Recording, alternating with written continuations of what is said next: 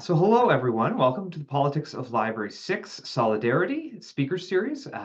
We're all very glad to have you joining us for today's talk. My name is Michael McNally, and I'll be the host and moderator for today's session.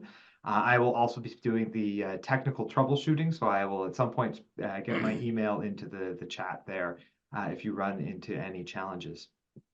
Before we begin, I'd like to acknowledge that some members of the Politics of Libraries Organizing Committee are living and working on Treaty 6 territory, which is also Métis Nation of Alberta Region 4. We acknowledge that this land is the traditional territory of many First Nations, including the Nehio, Danesul Ine, Nakota Sioux, Anishinaabe, Niitsitape, and others. So for those joining us from across Canada, we acknowledge that all lands in what is now known as Canada are Indigenous lands, and that those of us living here as settlers and uninvited guests have a duty to recognize this. We also acknowledge that many of our conference attendees reside on different territories, and so we invite all attendees to acknowledge the land that they reside upon in the chat. And if you are joining us from Canada and aren't familiar where you are joining from, I've put a link into the chat that'll help you.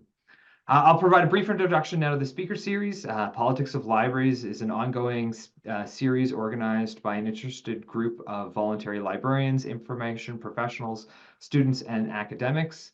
The goal of the series is to provide a place for critical discussions on the politics of libraries that are too often excluded from workplaces and classrooms, including this year's theme of solidarity, which we're going to hear about more in today's talk. Just a few housekeeping items. We'll have time for question and answer at the end. We're going to end the recording after the presentation, and so the question and answer session won't be recorded. If you have any questions, you may type them in the chat and they'll be answered in order during the Q&A period. If you do feel comfortable and there's an opportunity, you can raise your Zoom hand and ask your question through your voice. In order to minimize distractions for our speakers and facilitator, we ask that you refrain from turning on your microphone or camera during the session, at least during the presentation component. You may use your mic in the question and answer piece. But also be mindful too of time, as we want to allow as many people as possible to get their questions in. If you require any technical assistance, I will be serving as the technical assistance person, and so I'm going to get my email there into the chat, and you can just send me a note, and I will try and assist you. There is also a closed captioning feature in Zoom that you can use.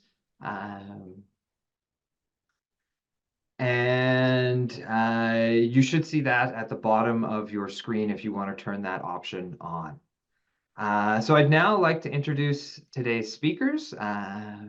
We have three presenters today. Joining us first is Dr.Collence who holds a PhD in Library and Information Science. He's a research fellow at the University of South Africa in the Department of Information Science in Pretoria, South Africa. He's authored 5 books, over 20 book chapters, and more than 25 scholarly articles.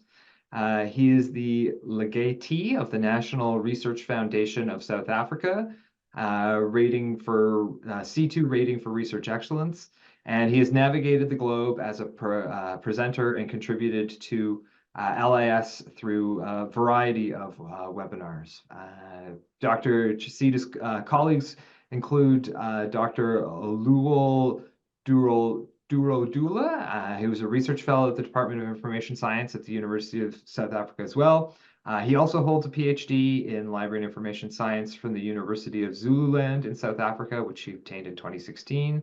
A certified librarian of Nigeria and member of the Association for South African Indexers and Bibliographers. He's also a member of the editorial board for Madali, the Journal of African School of Governance and Policy Studies, South Africa, Covenant Journal of Library and Information Science, and a member of the editorial board for the Lagos Journal of Library and Information Science. And he's published articles in local and international journals on information literacy, ICT for D, infometrics, and information communication technologies, and more. And the third colleague is Dr. Alexander Rusero, who holds a PhD in international relations from the University of Pretoria and is a senior lecturer of international relations, politics, and journalism with 17 years teaching and research experience. He's a research fellow at the African Center for HIV/AIDS Management at Stellenbosch University in South Africa. He's also head of the Department for International Relations and Diplomacy in the College of Social Sciences, Theology, Humanities, and Education at Africa University in Zimbabwe. And with that, I'm going to turn it over to Dr. Chasita, and we'll have the presentation. Oh, greetings, everyone. Can you hear me? Yes, we can. All right, yes. Firstly, let me say good evening or good afternoon, good day, because of time differences. Let me also take this opportunity to acknowledge the ancestors, because the cables that we are using to communicate are passing through the lands of our ancestors, whether in Africa or whether in the other part of the world, in America, Canada, and etc. Thank you so much.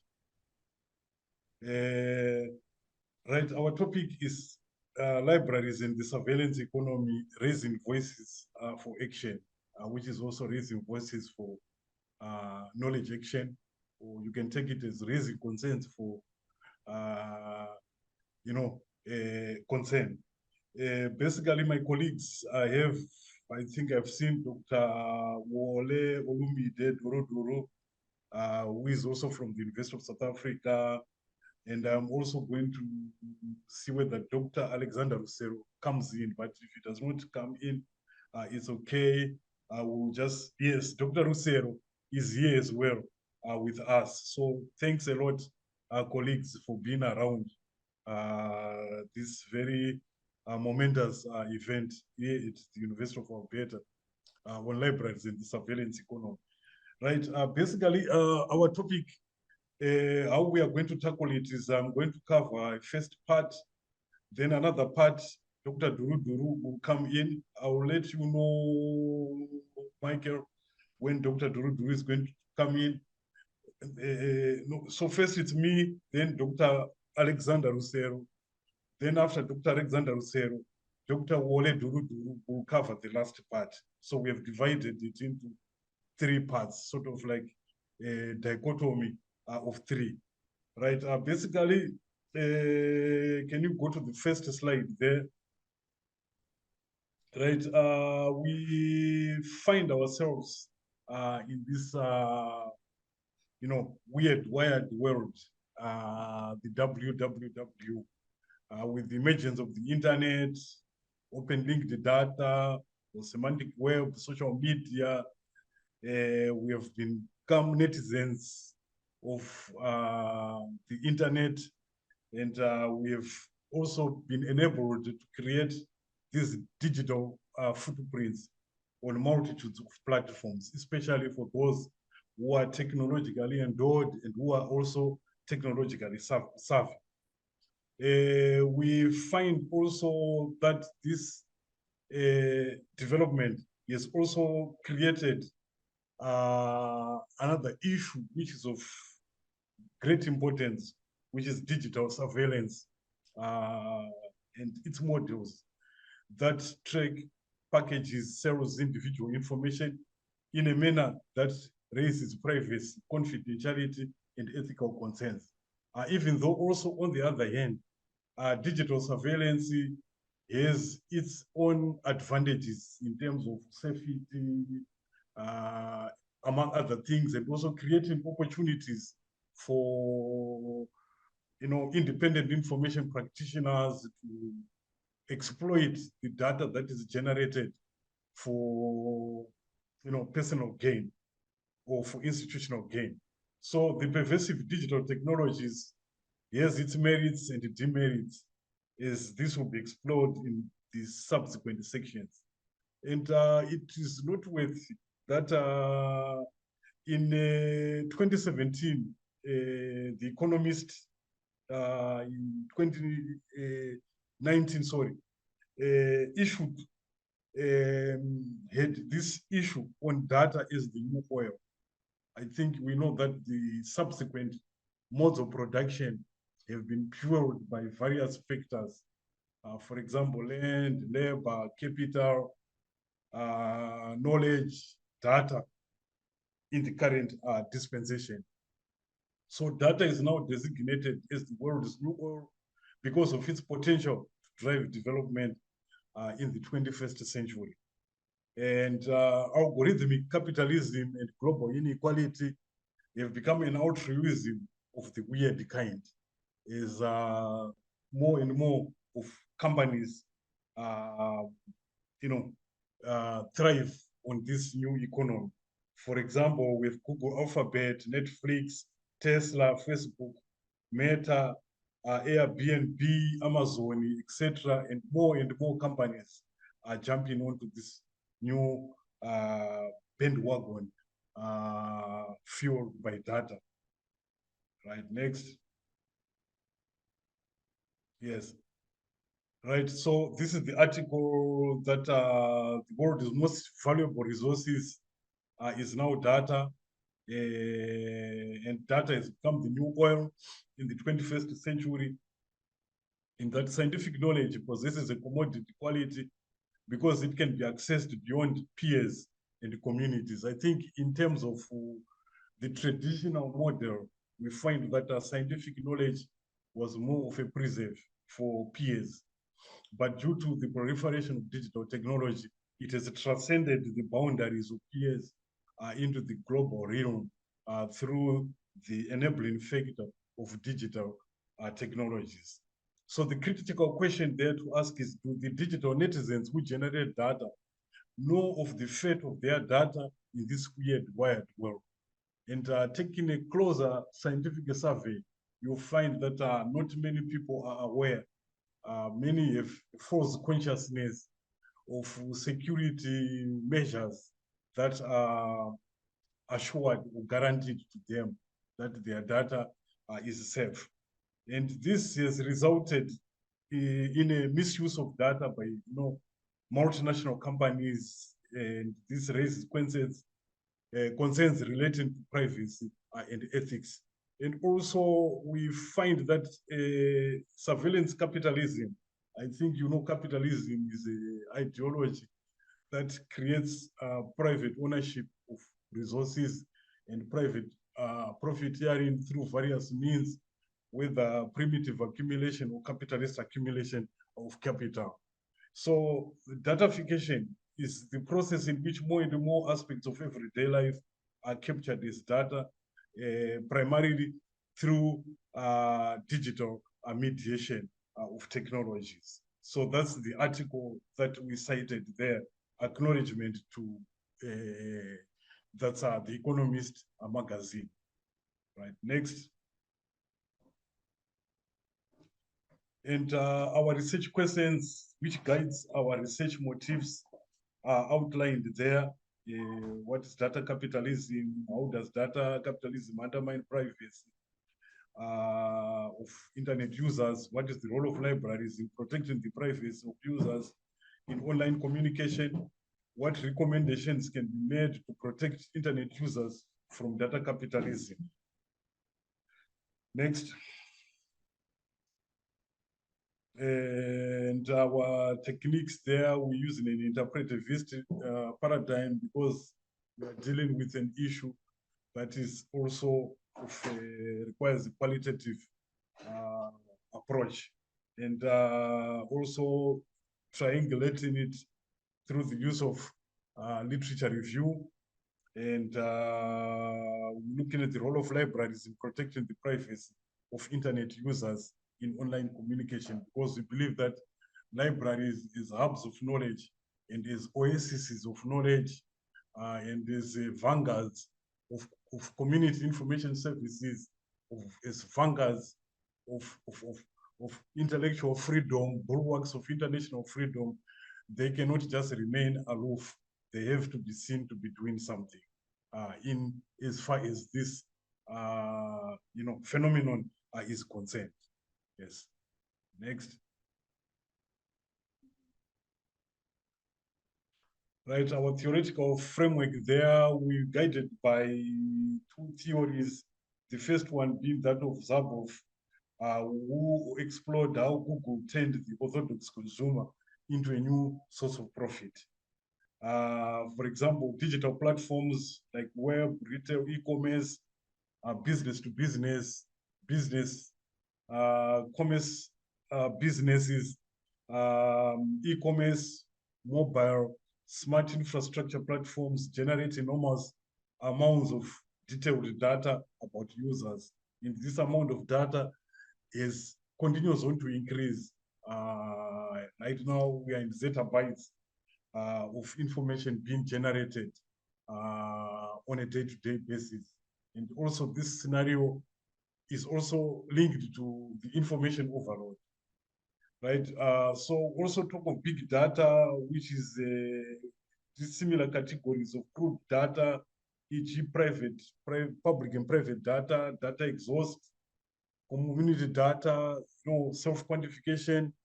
And by data exhaust, we mean data collected for different purposes with other data sources to create new sources of value. E.g., when people adopt and use new technologies, they generate ambient data as byproducts of their daily activities. So this incremental production of data has also its consequences, which we need to look at in a very analytical way and find ways on how we can manage it. Yes. Next slide.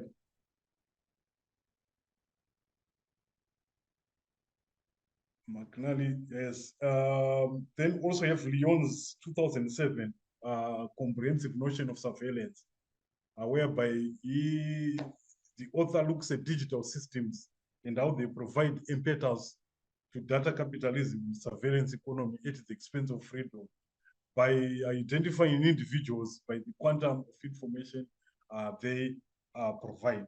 That is the digital footprints that people live in their day-to-day engagements online on the internet. And also platform capitalism, where we say users do not actually own the means of production. Users have the data, but they do not own the technology that manages that data.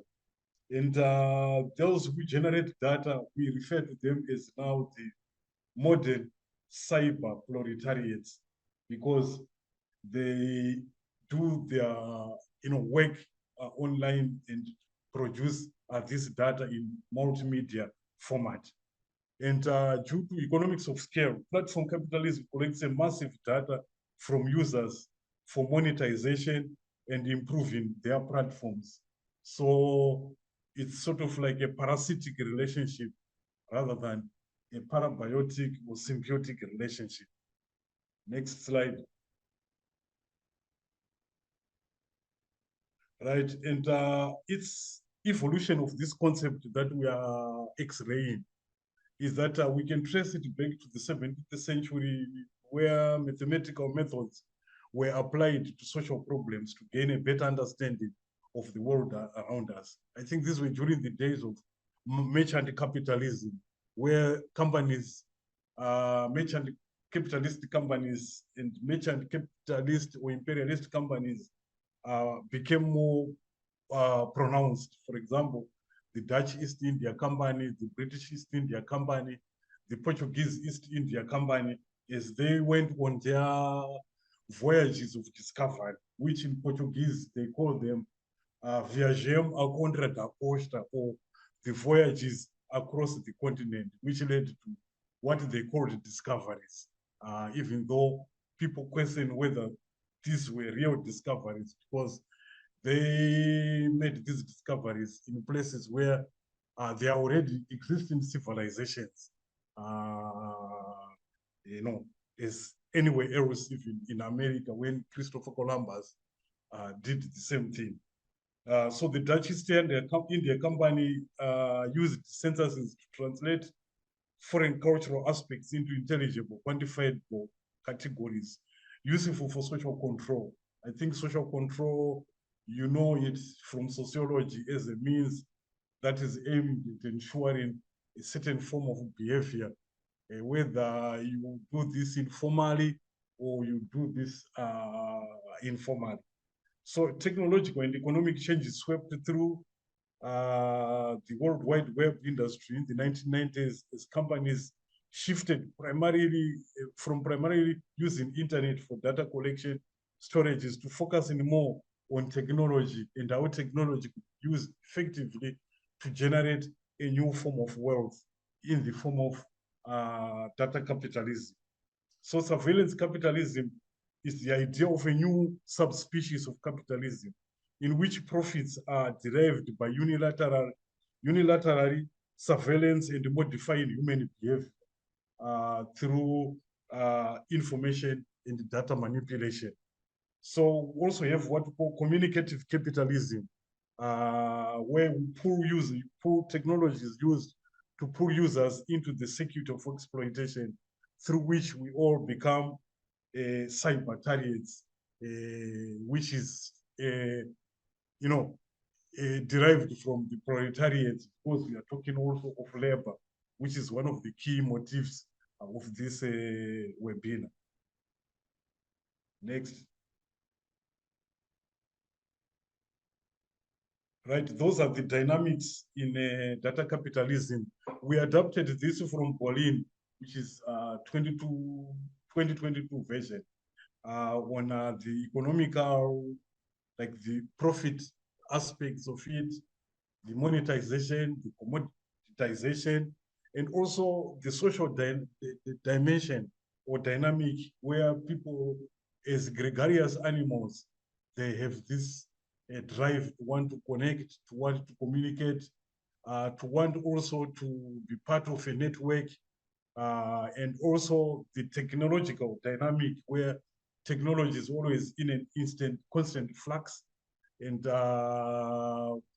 we have moved through space and time, and we continue to experience new, developments in as far as technology is concerned. And currently now, artificial intelligence, generative artificial intelligences have become the buzzword throughout the world. And also in the epistemological dimensions, where we are more concerned with the ideologies and philosophies of, what we should know, why we need to know, why we need certain explanations, which is also a domain of libraries, because libraries and related institutions provide for also epistemological and ontological needs of people, as people wanted to have certain things explained to them.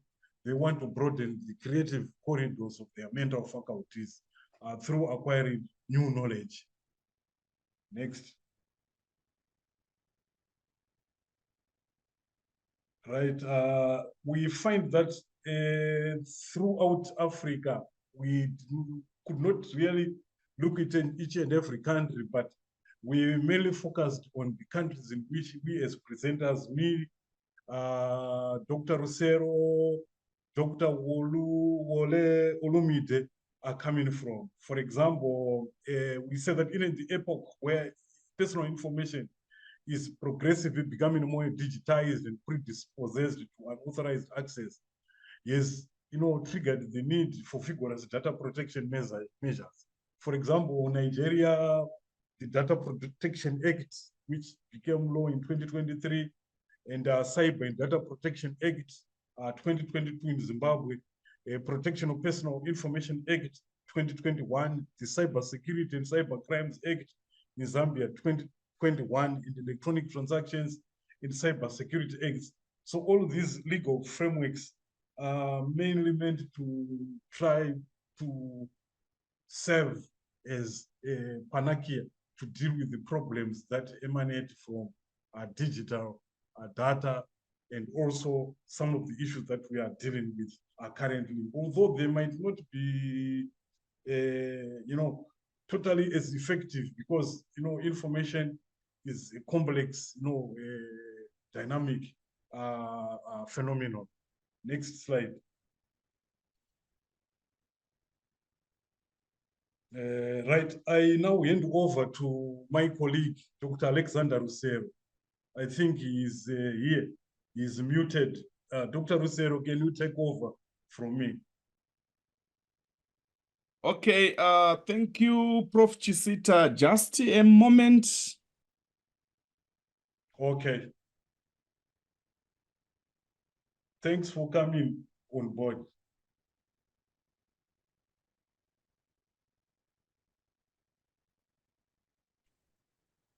Many thanks, colleagues. Greetings from Zimbabwe, in Manicaland, which is the eastern capital of Zimbabwe.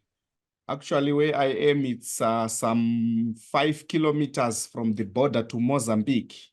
So that's the beauty of Africa. You can just walk and find yourself in another homeland, because we don't believe in these colonially imposed borders. So basically what I'm going to do is I'm going to buttress what my colleague Prof. Chisita was saying with regards to issues of data capitalism, issues of surveillance economy, and how these have impacted the whole discourse of our libraries that we are talking about.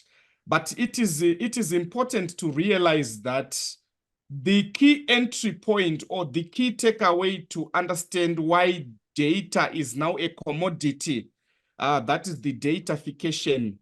I think everything else from a global south perspective, we derive it from the case of Berlin.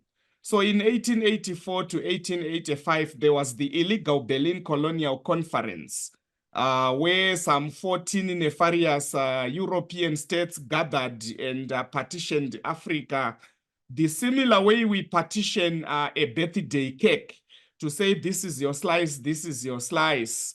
So this was illegal at international law from a humanitarian perspective, politics, economics, etc., because it was coming at the backdrop of yet another heinous crime against humanity in form of 5 centuries of slave trade, where human beings from Africa were bunched like cargo, ferried to Europe and the Americas, specifically for the industrialization and development of those regions. So why is this history sufficient? This history is sufficient because the colonization of Africa that was preceded by the slave trade, the illegal slave trade, it completed the process of what in the decolonial school we call the dismembering of Africa.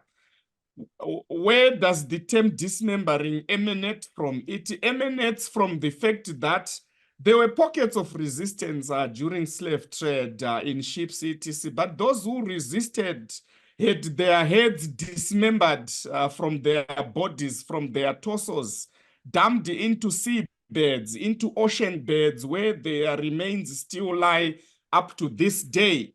So that process of dismembering the human body of the African was symbolic.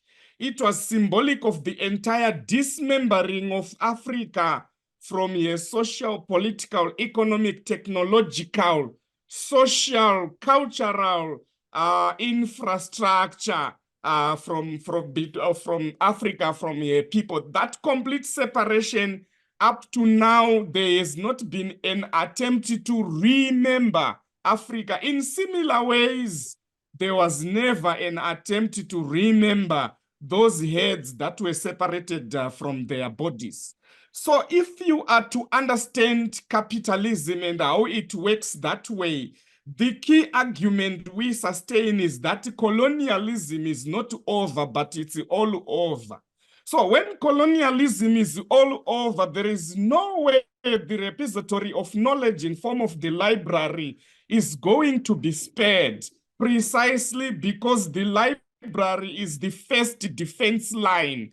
Because in the decolonial school, we also argue that epistemology frames ontology.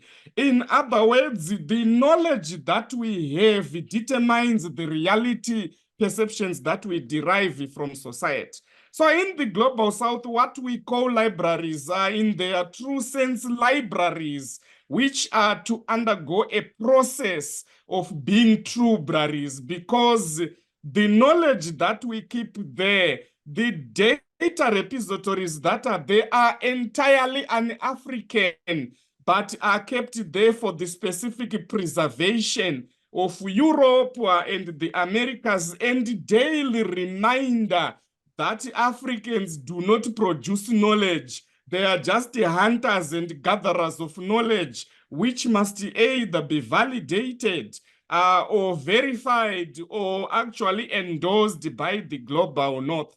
That's why there is an argument that the Africans cannot theorize.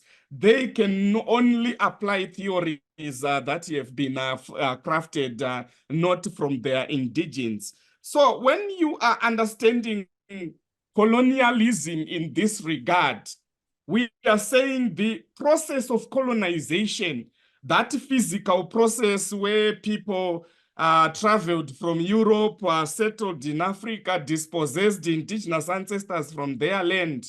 Yes, it came to an end, but the system of colony that was kept left by colonization is still intact, hence the term coloniality. So the ravages of colonialism coupled with the global colonial structures that have been in existence for a whooping period of 450 years plus has not evaporated to this day, because what we simply witnessed is juridical, political independence of national flags, national anthems, which do not help us much.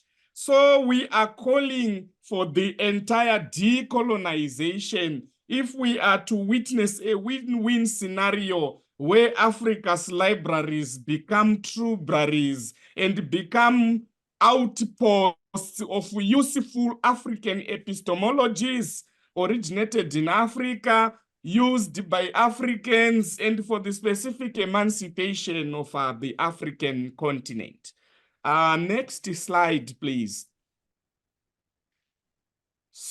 So with regards to what we are witnessing, Prof. Chisita was making reference to issue of data being the new oil.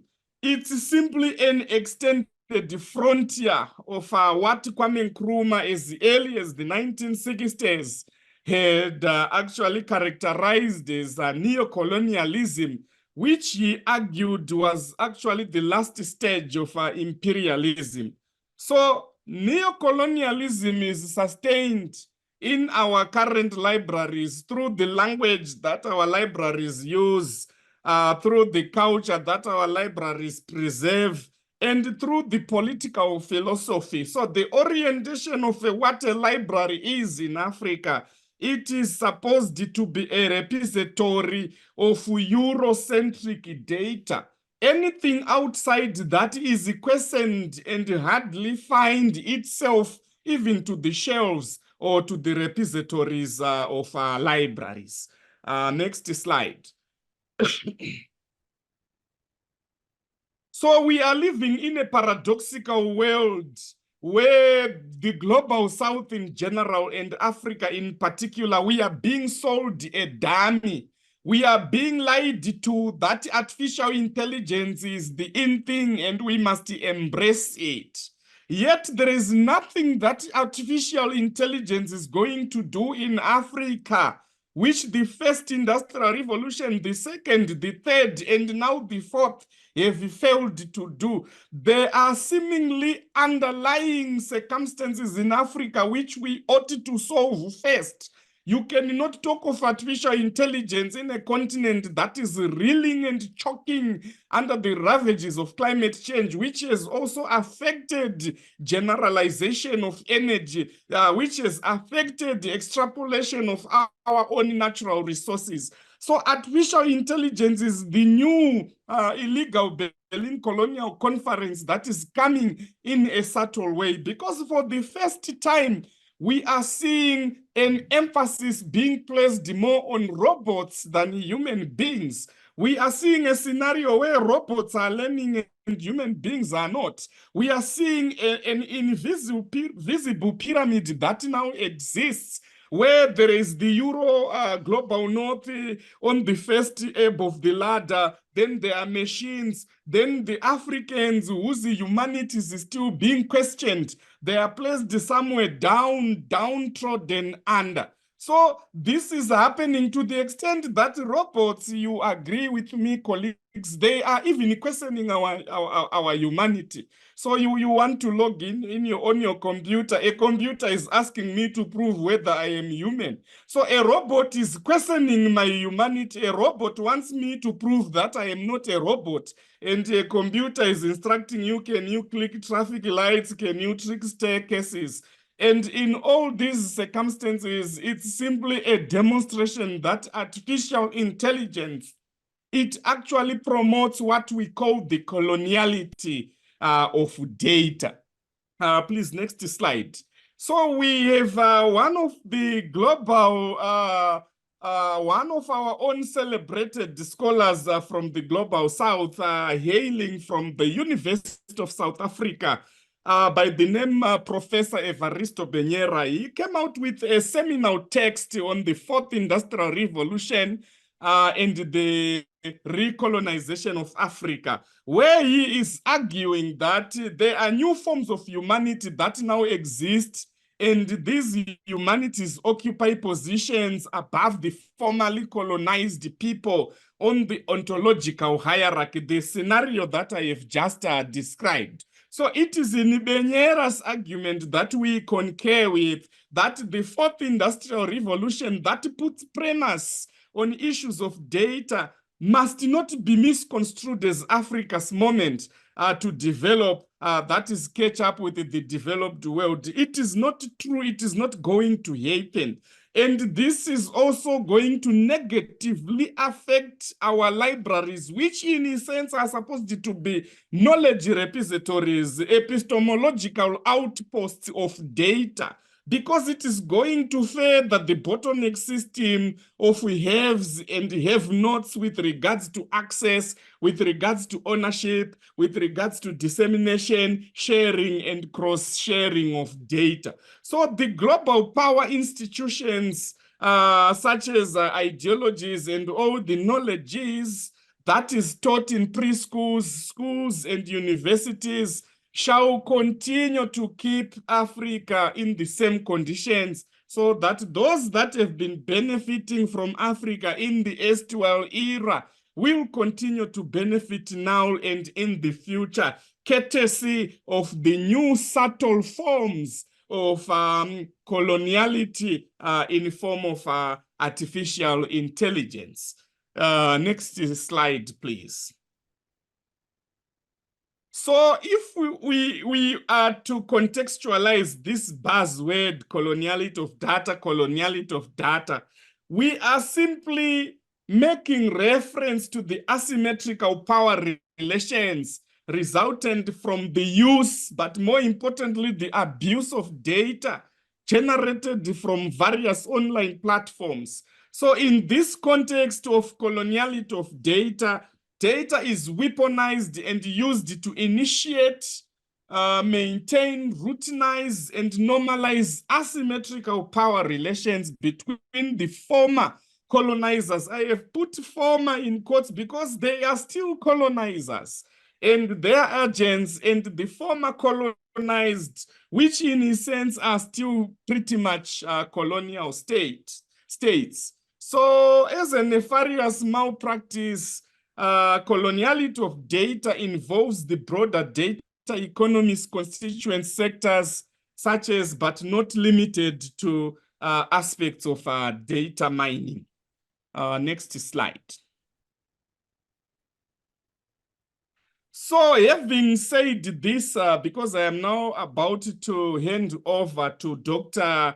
Wole, having said all this, we are not saying in the 21st century, Africa can go it alone. We are not saying Africa has to be radical and always grapple with being stuck with the historical episodes that occurred in the past.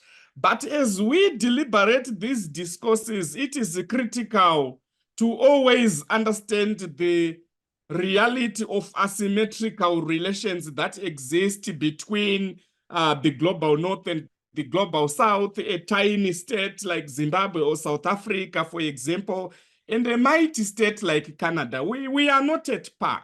So in terms of judgments, in terms of assessments, in terms of evaluations, we must relive that kind of reality that our libraries, issues of data, access, sharing, etc., they are heavily impacted by this undeniable asymmetrical global power structure, which has weaponized data, datafied people, and which now places robots and subhumans on a better position than the previously vanquished and the previously colonized. I thank you, and I will stop here for now. Thank you for this wonderful platform. Over back to you, Prof. Chisita, to hand over to Dr. Wale. Thank you so much, Dr. Rusero, for that intriguing and fascinating presentation. Dr. Wale, can you make yourself available so that our audience is captivated as we conclude our academic jamboree? Unfortunately, we cannot hear what Dr. Wale is saying. I think we have to mute him unless then I can take over so that for the benefit of the audience. Right, to conclude, so in this, for the purpose of time, what role for the library? So we say that, for example, in the COVID-19 pandemic, or what we call the pandemic, we found that most academic institutions adopted like new technologies. That's when they began to experiment on new technologies because of, the need for online learning, like adoption of proctoring systems to guard against cheating, precipitating crisis of violence under the pretense of ensuring academic integrity. But you should know that not all universities are technologically enabled. There's also a digital divide. Some are technologically disadvantaged. Others are technologically enabled.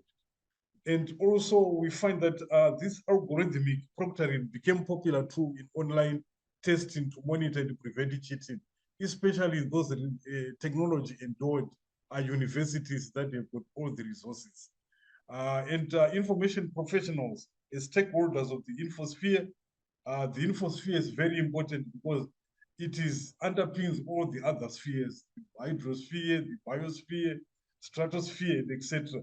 So these information professionals should continue to conduct more research and enlighten vulnerable citizens on the dangers, and also so that they become knowledgeable about surveillance, data capitalism, among other things. Even though data capitalism or surveillance capitalism is important in one way, for example, in banks, banks use it to monitor, how people deposit in funds and etc., whether there's money laundering and what. Also, it's used for security. So those are positive aspects. So we are calling for advocating for private rights in the midst of digital surveillance and nurturing a digital environment that respects the fundamental rights of all individuals. So that there are, but I think, 4 sets of mindsets that have to be understood in terms of the data revolution. So we say, one, we harness the values of data for the poor. We also use data as a force for public good. We also use data as a resource. We also use data for creative reuses of this data for greater value. So we are advocating for also supporting, promoting technologies that highlight and promote user privacy and respect that privacy. Next slide. Next slide. right? And also observe strict guidelines on the confidentiality of patron needs, among other things. Thank you.